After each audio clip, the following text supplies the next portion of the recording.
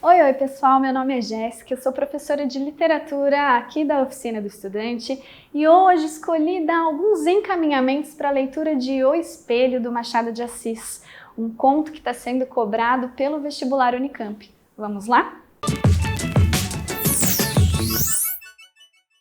Vocês sabem que para a gente analisar uma obra de forma crítica, a gente precisa entender o período no qual ela foi escrita. A gente precisa entender quem é esse autor, qual é o projeto literário desse autor e também o gênero, né? Todas as características que envolvem esse gênero. Então hoje a gente está aqui falando um pouquinho de O Espelho, um conto, né? Publicado em 1882 num livro chamado Papéis Avulsos. Quando a gente olha para esse título, logo vem um subtítulo chamado Esboço de uma nova teoria da alma humana. Isso, de certa forma, causa um estranhamento, porque quando a gente pensa no gênero conto, a gente pensa em uma narrativa curta que tem um começo, um meio e um fim. Com esse subtítulo, a gente acaba entendendo que esse conto tem o objetivo de explicar uma teoria, ou seja, há uma desestabilização aí desse gênero. Portanto, isso remete ao nome da obra na qual ele foi publicado, que é Papéis Avulsos. Avulso, aquilo que não se combina com outras coisas. E é exatamente isso que o Machado de Assis vai nos dizer já logo no prólogo desse livro. Há alguns contos que são como outros e há outros que são diferentes. É o caso de O Espelho. Então, fiquem atentos a isso, porque muitas vezes a Unicamp, que adora falar sobre os gêneros, inclusive nas suas questões e na própria redação, pode cobrar isso, essa desestabilização do gênero. Tudo bem? Bom, seguimos então com uma obra que está inserida no realismo brasileiro, cujo projeto literário é o de denunciar uma realidade social que é de desigualdades, né, que é de uma burguesia bastante hipócrita, interesseira. Portanto, a gente vai ver uma análise mais objetiva dessa sociedade e com Machado de Assis vamos ver uma análise psicológica bastante profunda em relação a essa sociedade. Tudo bem? A primeira coisa, então, com a qual a gente se depara a hora que abre esse livro é um narrador externo. Esse narrador externo mostra pra gente que há ali numa sala 4 ou 5 cavalheiros. E aí essa é a primeira dúvida, como assim 4 ou 5 cavalheiros? E logo ele explica, dizendo que 4 conversavam entre eles e um não gostava de conversar, às vezes balançava a cabeça, mas claramente não participava ativamente dessa conversa. Eis Jacobina. Jacobina é o nosso personagem aí, protagonista desse conto, é quem vai nos explicar então uma teoria, que é a teoria das duas almas. Assim que esse narrador externo explica essa situação de que havia ali 4 ou 5 cavaleiros, ele vai então passar a palavra para o Jacobina, que decide contar uma história que é uma experiência de vida dele para explicar essa teoria. Tudo bem?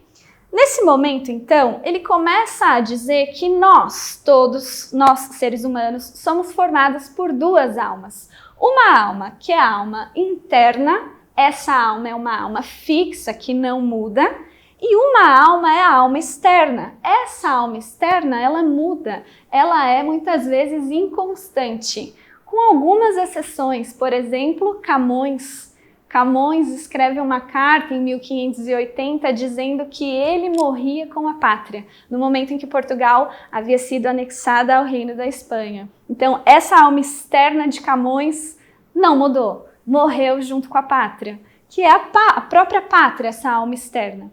Tudo bem? Tirando essas raras exceções, e ele cita outras, a alma externa é sempre mutável.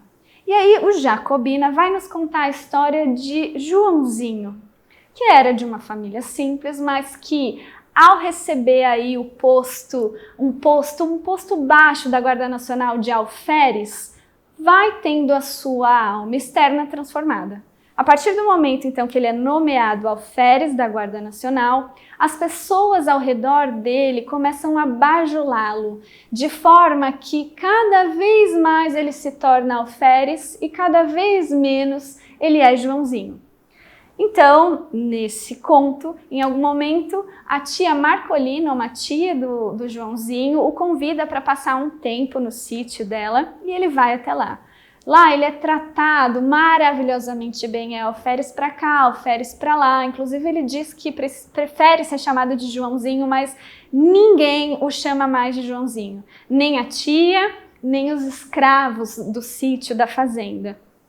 Nesse momento a gente começa a perceber com mais ênfase que a alma externa está suprimindo a alma interna. E aí vem o objeto, o grande objeto desse conto, que é o espelho. A tia Marcolina tem um espelho todo ornamentado com madrepérolas, era o objeto mais rico, o objeto mais importante da casa, e ela oferece esse objeto ao Joãozinho. Ele coloca no quarto e deixa lá. Bom, eis que a tia Marcolina recebe a notícia de que uma filha havia adoecido e ela então tem que se ausentar da fazenda. Nesse momento, o alferes, ele começa a se enfraquecer. A gente tem então um momento de solidão e isso piora quando os escravos da fazenda fogem. E aí ele se vê completamente solitário, ele com ele mesmo.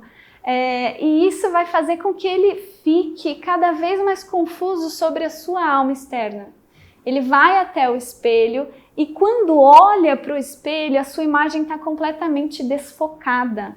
Ou seja, no começo desse romance, o Jacobino explica para a gente que muitas vezes perder alguma metade dessa alma, ou seja, ou a alma externa ou a alma interna, implica a perda das duas. E é exatamente isso que está acontecendo com o Joãozinho. Quem sustenta essa alma externa dele são as pessoas que estão ao redor, né? A nossa alma externa, portanto, ela depende do outro, depende dessas forças sociais que nos moldam. E quando essas pessoas se ausentam, ele já não sabe mais quem é. Então ele tem a brilhante ideia de colocar a farda de alferes e se voltar diante do espelho mais uma vez. E quando ele faz isso, a imagem dele está toda lá, intacta. Por conta disso, ele resolve passar 1, 2 horas em frente ao espelho por dia e isso faz com que ele consiga atravessar mais 6 dias sem sentir a solidão. Quando ele termina de contar isso, volta o narrador externo dizendo que a hora que os 4 cavaleiros se dão conta, ele já tinha ido embora. A gente entende, então, que nós, leitores, somos como esses 4 cavaleiros. A gente está ali percebendo essa história, lendo essa história, assim como os 4 cavaleiros estão ouvindo, sem saber se isso é verdade, se isso é uma história real, se não é.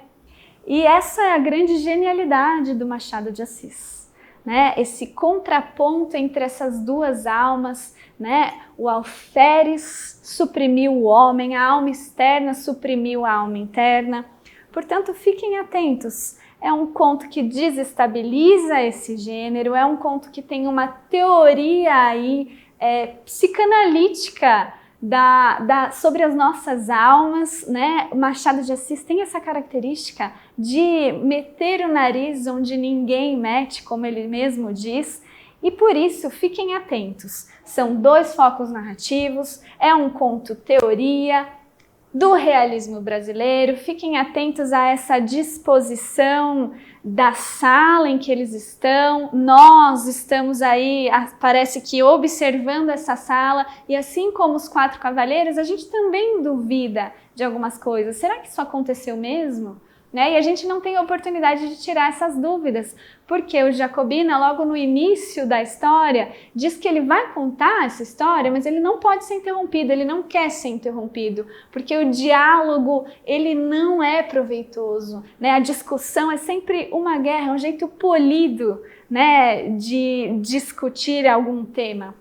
Mas, embora aconteça isso, é preciso que vocês fiquem atentos que o tempo todo esses 4 cavaleiros o interrompem, como se eles estivessem duvidando mesmo. É isso? 2 almas? Quem é essa senhora? Como assim? Tudo bem? Então eles fazem às vezes de nós leitores. É isso, se vocês tiverem alguma dúvida, mandem mensagem, curtam esse vídeo, se inscrevam no canal. Tchau, tchau!